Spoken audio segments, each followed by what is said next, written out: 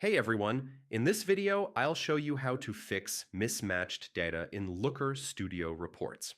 Step by step, beginner friendly, and fully updated for 2026. If your numbers don't match between Looker Studio and your data source, yeah, this happens a lot and it's usually fixable. First, check the date range. Most mismatches come from different date settings. Open your report and confirm the date range matches exactly with your source, like GA4 or Google Sheets. Even one day off can change totals, so yeah, start here. Next, verify the data source. Click Resource, then Manage Added Data Sources, and confirm you're using the correct account, property, or file. Using the wrong GA4 property or sheet version is a very common mistake. Now check filters.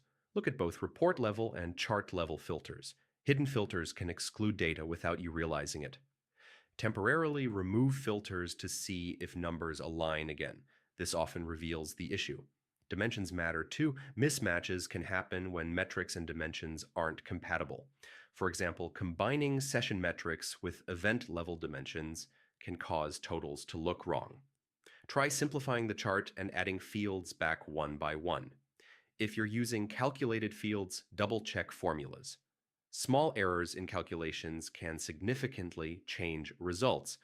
Compare calculated metrics with raw data to confirm accuracy. Another important step is data freshness. Some sources don't update instantly. GA4, for example, can have processing delays. Wait a few hours and refresh the report before assuming something is broken. Also, check currency and time zone settings.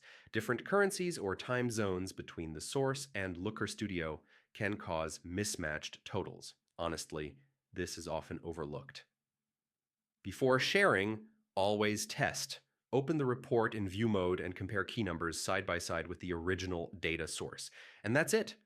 By checking date ranges, filters, data sources, dimensions, and settings, you can fix most mismatched data issues in Looker Studio reports. If this guide helped you, don't forget to like the video, share it with your team, and subscribe for more step-by-step Looker Studio tutorials.